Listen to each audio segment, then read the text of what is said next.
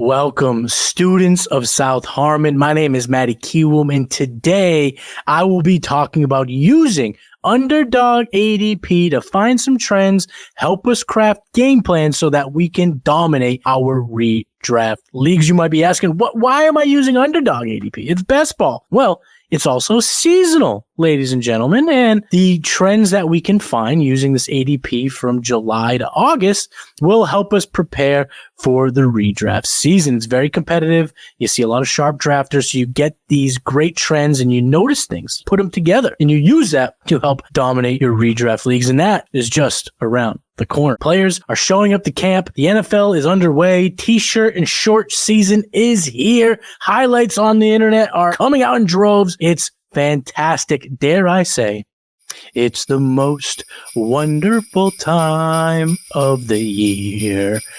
And I'm sorry for that.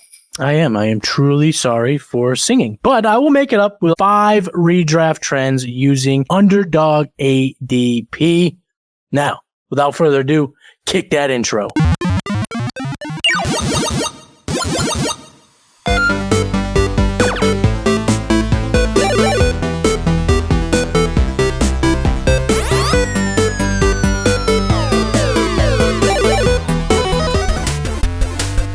Final round. Fight.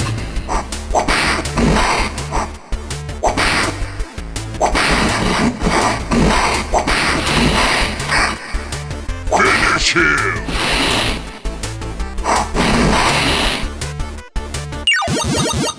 The first trend that I'm going to talk about in this video is taking 5 running backs from rounds 9 to 14. So within a 6-round sample size, you're going to take not 1, not 2, not 3, but 4. No, 5. You're going to take 5 running backs in those 6 rounds. This, folks, is the area to pound the table for running backs in our redraft leagues. 24 running backs, according to this ADP, are coming off the board in this span. And as it breaks down, 9 will have a clear path to production. Guys like Devin Singletary, you can get him in the early 9th. Last year, from week 9 to the end of the season, he was running back 13.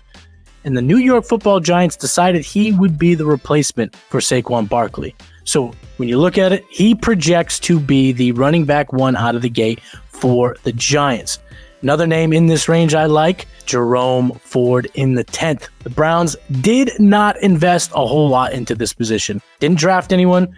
Didn't sign anyone of note. They brought in Deontay Foreman for depth, but it seems that they are very, very confident in going into the season with Nick Chubb and Jerome Ford at top of the depth chart. And Nick Chubb is coming off his second devastating knee injury, which lines up nicely for a guy like Jerome Ford, who's coming off the board in the 10th round. We saw Ford last year make plays in the run game, make plays in the passing game, be a very big reason for the successful offense that the Browns had in 2023. So getting him in round 10 is fantastic. The other guy that I really like that is one of these 9 running backs with clear path to production is Rico Dowdle. Zeke Elliott will probably get the first crack at it, given the fact that he has some familiarity with the offense, with the team, and he's Dak Prescott's best friend, right? But when you pop the hood and you look at the analytical profiles of Zeke at this stage in his career, in Rico Dowdle last year, it's clear that Rico Dowdle has more juice. He's got a little bit more in the tank to give this offense, and we'll see that come out very early on for this Dallas Cowboys team, a team that does not have a whole lot of running back depth.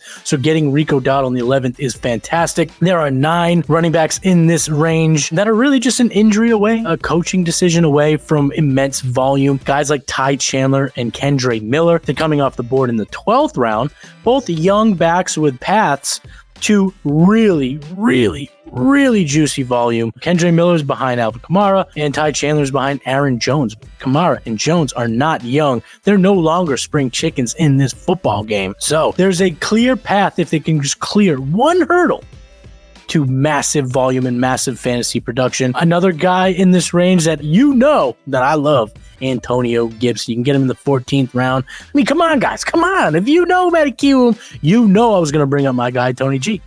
Death, taxes, Kiwoom talking about Tony G. That's the things you can be certain on in this world. He's averaged 43 catches every single year in his career. 4 years, he's averaged 43 receptions throughout. and he has 2 double-digit touchdown seasons. This guy can produce. He's only 25 years old. There's a lot left in the tank. Now, Ramondre Stevenson will be the guy.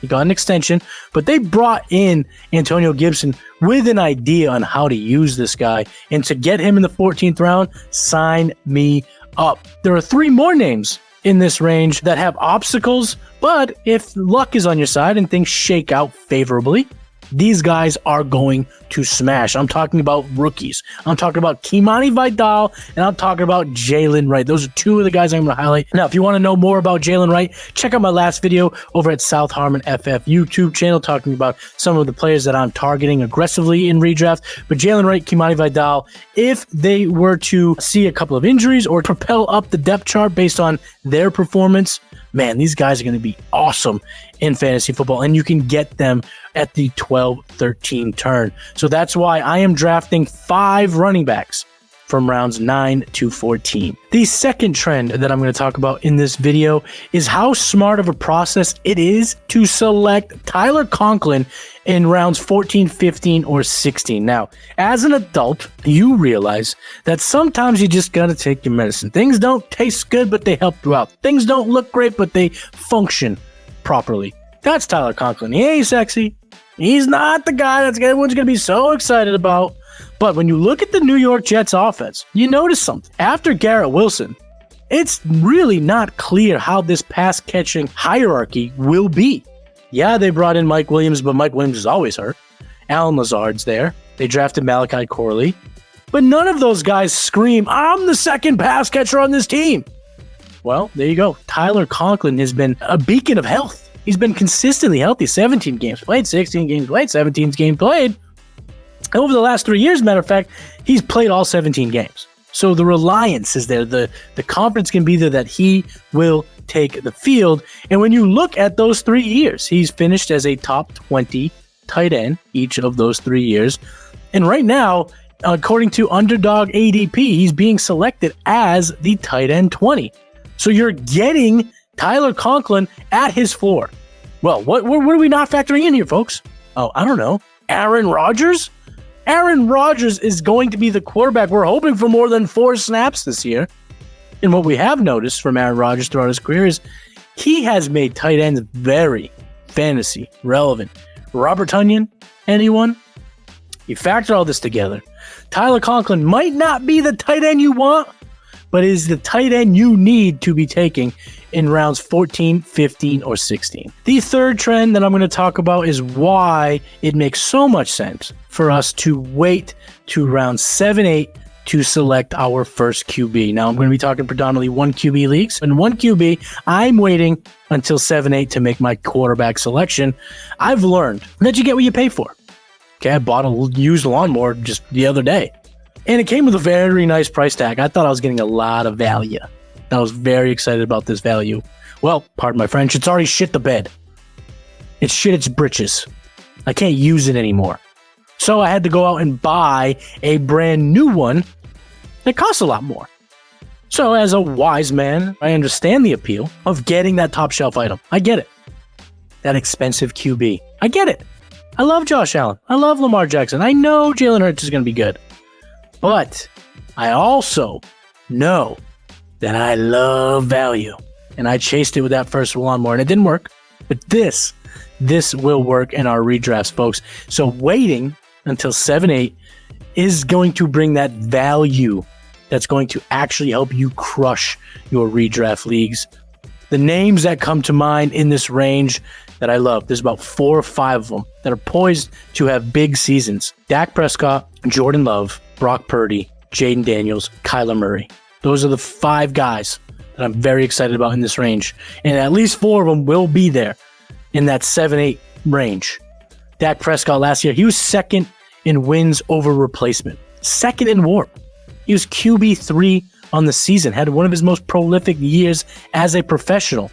And when you look at the landscape, as long as I bring CeeDee Lamb back, it's pretty consistent year to year, so we can expect similar production. Maybe not QB3, but top 8, top 7? Yes, sign me up for that. Jordan Love in 2023 was 7th in quarterback WARP. He was QB5 in fantasy football. Again, the landscape looks the same. He's going to get paid. The young receivers are going to be a year more improved. It looks as if Jordan Love's poised for another top 10 season. And again, taking him in round 8, love that. Brock Purdy. No, a lot of people don't love Brock Purdy. I mean, he is as boring as it comes. But, folks, QB 6 in fantasy last year, 6th highest wins over replacement of all the quarterbacks last year. The kid's good. The weapons are great. The offensive scheme's bananas. And they're all going to be back.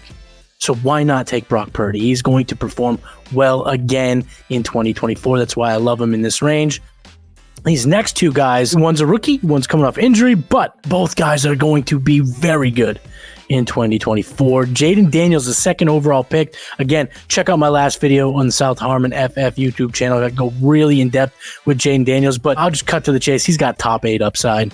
He's a Konami code quarterback with a big arm in an offense that projects to be very high paced, make a lot of plays, and he's going to be the beneficiary of that. So I love Jaden Daniels in this range. And then Kyler Murray. You're going to have to be lucky to have Murray fall to you at 7-8, but I've got to put him on your radar because if he is there, you got to take him because this is a guy who's had multiple top 10 seasons in warp prior to his knee injury. He'll be almost 2 years removed from that injury, which is where we see guys get back to normal, get back to game speed, and back to the performance that we used to. And now he's got Marvin Harrison Jr. He is going to cook in 2024. That's why I'm waiting to take a quarterback. And according to Underdog ADP, there's 5 guys that I love in the 7-8 range that I'll be taking every single time. The 4th trend that I'm going to talk about here in this video, using Underdog ADP to craft our plans to dominate redraft, is about the importance of taking a receiver in round 1. When you go to southharmonff.com and you pull up some warp charts, you'll notice that Tyreek Hill, CeeDee Lamb stood above everyone in the league not named Christian McCaffrey. But when you remove McCaffrey, you'll notice that there are only 3, maybe 4 players that had 2 wins over replacement last year, all of them wide receivers. It's very important to start your draft with one of these guys, whether it be Lamb or Hill, who did it last year, Chase, Jefferson, Amon-Ra, the guys that we project to potentially hit that 2 warp this year. The value in round 2 is looking more and more like it's going to come from the running backs, not the receivers. So if you go with Breece Hall or Bijan in round 1, you'll notice in round 2 that you're looking at another running back.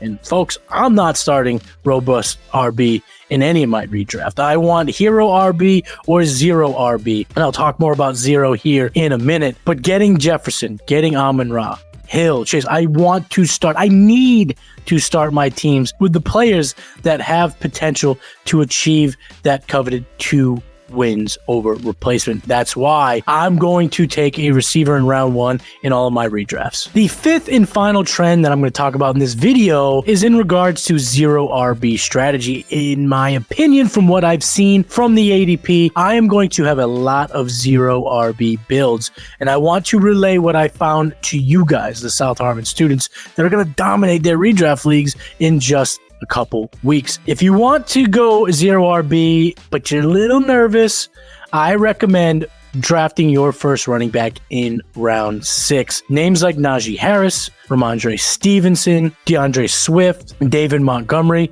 These are the running backs that you're getting in round 6. And these are the guys that are not warp destroyers. They're not guys who have just made themselves crazy valuable, but they're in that pocket, that 1.2, 1.3 wins over replacement. And that's where I want to build a lot of my running backs, because we all know they're hyper fragile in terms of their consistency, their volume, their health. So I'm not going to overextend myself taking one of these backs early. And when I look at the Underdog ADP data, I'm noticing that I can craft some really strong redraft teams waiting until round 6 to take my running back. Now, if you like to be a bit of a gambler, if you're a risk taker, if you're listening to this as you jump out of a plane, you can wait till round 7.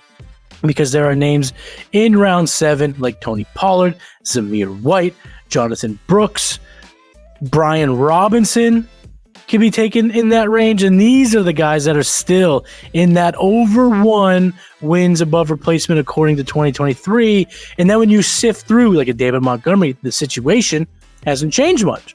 You can expect to have a similar season. Brian Robinson, yep, they brought in Austin Eckler, but come on, Austin Eckler looked like he might be a little dust in 2023. So I'm excited for him in 2024. So if you're drafting zero RB, if you're going to be a zero RB drafter like myself, I highly recommend taking your first running back in round 6 or 7, because that's what the ADP data is telling me right now. And that's why you got to do it. Students of South Harmon, that is today's lesson. Those are my 5 trends that I noticed when pouring through the Underdog ADP that'll help you dominate your redraft leagues. Come on back to South Harmon FF. We got a whole lot for you. Peace.